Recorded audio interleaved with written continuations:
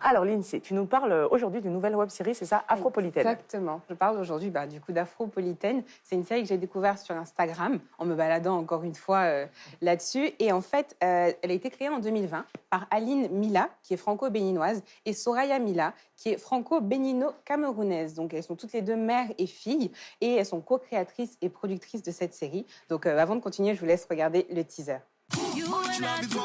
Vous aimez l'ambiance, la romance, les palabres, la nourriture, afropolitaine, la série 100% Afro-French Touch. Voilà, il y a 10 épisodes en fait qui recoupent un petit peu ce que les gens qui ont une double culture ressentent, dans le sens où la culture afro-occidentale, afro-française, je vais dire. Et donc, on voit deux jeunes sœurs, donc une qui s'appelle Ivoire, qui est jouée par Touré, et la seconde qui s'appelle Janice, qui est jouée par Tracy Gotoas.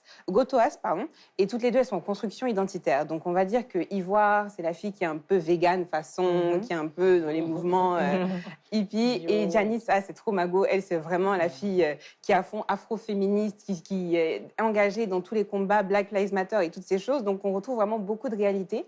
J'apprécie également le fait que voilà, leurs opinions divergent, donc il y a toujours des rebondissements.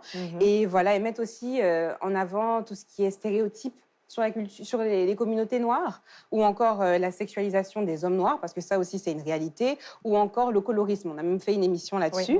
Donc, c'est un petit peu ça. Donc, voilà, c'est disponible sur YouTube et je vous invite à aller regarder, à partager, parce que c'est super, super intéressant et franchement, c'est mon coup de cœur. Merci, Lindsay. Daisy. Ah, écoute, franchement, c'est une très belle trouvaille. Je ne connaissais pas du tout, donc merci beaucoup, Lindsay.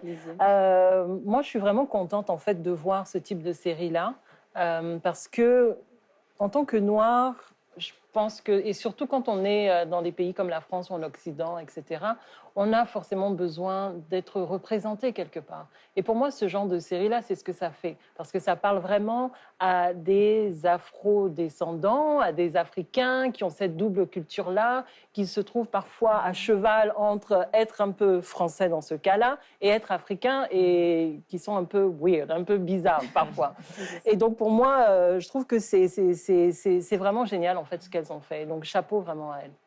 Abby? Oui, conflit de culture, conflit également d'idées. Hein, et donc, en filigrane, moi, ce que je vois, c'est aussi le combat des parents, des mères célibataires qui se battent pour assurer de meilleurs lendemains à leurs enfants dans un contexte d'immigration, ce qui n'est pas une mince affaire. Et en plus, je pense il faut pouvoir assurer cette éducation. En tenant compte d'un pan de la culture des uns et des autres.